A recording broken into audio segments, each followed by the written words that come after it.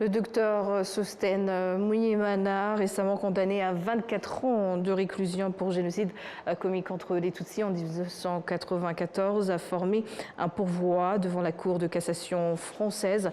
Ainsi, la Cour de cassation aura pour mission d'examiner la régularité de la procédure et la conformité de la décision au principe de droit, sans pour autant rouvrir l'examen des faits. Ce pourvoi ne remet pas en cause le fond de la décision prononcée par la Cour d'assises d'appel de Paris, mais vise exclusivement à contester la décision de dernier ressort sur des moyens de forme. Le tribunal a en outre relevé son implication dans la planification et la mise en œuvre du génocide à travers sa participation à des réunions, son soutien actif à l'État organisateur et son implication dans les services de sécurité chargés de la traque des Tutsis. Comment comprendre ces procès organisés à des milliers de kilomètres du Rwanda 31 ans après les faits? Quels sont les défis observés? Éléments de réponse avec Maître Richard Gisagala, l'un des avocats des parties civiles dans ces procès qui se tiennent à la Cour d'assises de Paris. Juger les faits relatifs au génocide en France au bout de 31 ans comporte des défis importants qu'il faut relever. Le premier défi, il est, à mon sens, culturel. Il faut prendre en considération le fait que en France, les procès, comme vous devez le savoir, relatifs au génocide, sont jugés par les cours d'assises. Or, la cour d'assises est composée de jurés qui sont des citoyens ordinaires, auxquels s'ajoutent évidemment trois magistrats professionnels, mais il y a les jurés qui constituent la majorité et c'est eux, avec les magistrats évidemment, qui vont voter pour décider de la culpabilité ou non de la peine. Et ces jurés sont des citoyens ordinaires qui sont choisis sur les listes électorales par tirage au sort. Donc, ce sont des citoyens ordinaires qui vont venir découvrir d'une façon soudaine le génocide commis contre les Tutsis, les faits qui sont relatifs au génocide, auxquels parfois rien ne les prédestinait. Donc, c'est des gens qui du jour au lendemain découvrent une société qu'ils ne connaissent pas. Parmi eux, il peut y avoir des intellectuels qui ont lu, qui se sont éduqués et qui peuvent appréhender peut-être plus facilement des choses qui viennent d'ailleurs. Mais parfois, il y a aussi des personnes qui n'ont pas un bagage intellectuel important. Et donc, le premier défi que nous avons, c'est d'abord les renseigner, les parler du Rwanda, citer des témoins de contexte qui vont leur expliquer, l'histoire du Rwanda, la commission du génocide, les faits relatifs qui sont en rapport avec la région. Et donc, généralement, la première semaine, nous la consacrons à essayer de relever ce défi pour que les jurés puissent comprendre le contexte dans lequel ces faits ont eu lieu. Et voilà.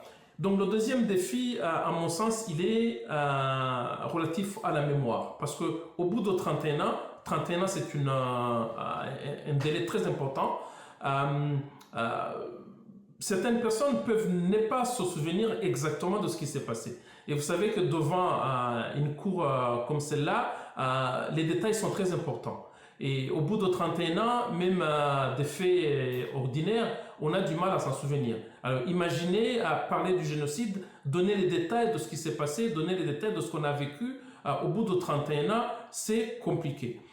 Surtout, c'est compliqué pour des personnes qui étaient poursuivies, qui étaient chassées, qui étaient persécutées pendant cette période. C'est vraiment très très difficile de pouvoir se souvenir en détail de ce qui s'est passé. Il y a ce qu'on appelle la mémoire traumatique et d'ailleurs il y a des experts que nous citons devant la cour, notamment Madame Van Treter qui est une psychologue qui est spécialisée dans des questions relatives à la mémoire traumatique, qui vient expliquer à la cour comment c'est difficile pour un rescapé, pour une victime de faits de crimes contre l'humanité ou de génocide, de pouvoir se souvenir en détail de ce qu'il a vécu, même si dans un délai très court. Mais imaginez, 31 ans, c'est vraiment énorme.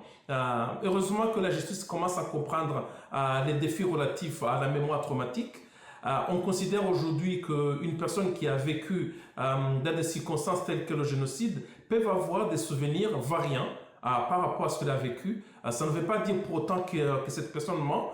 Aujourd'hui, il peut vous donner une version de ce qu'il a vécu et demain, au bout d'une année ou 2 ans, vous donner un souvenir qui est un peu différent de ce qu'il vous avait dit avant. Ça ne veut pas dire pour autant que cette personne ment. Ça peut être relatif et effectivement au traumatisme que cette personne a subi. Et aujourd'hui, ce qui est bien, c'est que la jurisprudence a intégré ça. On essaie de comprendre ces variations qui peuvent avoir lieu, mais c'est quand même un défi qui est très important qu'il faut relever. Alors, le troisième défi, je dirais, qui est aussi relatif à ce délai qui s'est écoulé, c'est que on remarque que certains accusés ont mis à profit ce délai pour essayer effectivement d'influencer les témoins qui vont citer à décharge. Nous avons eu une expérience d'ailleurs la dernière fois dans ce procès de Sostène Munyemana d'une personne qui a concrètement essayé d'influencer les témoins, qui a commis ce qu'on appelle une infraction de subornation de témoin, c'est-à-dire qu'il a fait des promesses à une personne qu'il a présentée comme témoin pour essayer de présenter un témoignage favorable à Munyemana, alors que ce qu'il disait n'était pas vrai. Et donc c'est une infraction qui s'appelle subornation de témoin. D'ailleurs, nous avons fait constater ça par la Cour, et l'association communautaire rwandaise de France que je représente se réserve la possibilité éventuellement de porter plainte contre cette personne. Donc ce sont des défis qui sont relatifs au fait de juger les gens dans une société qui est éloignée de la société dans laquelle les faits ont été commis, et aussi à la durée qui est très longue de jugement. 31 ans, c'est beaucoup de choses peuvent se passer. En dehors de la mémoire, il y a aussi ce fait d'essayer d'influencer les témoins dans d'une manière ou d'une autre. Et voilà, ce sont les défis importants auxquels nous devons faire face dans le cadre de ces procès.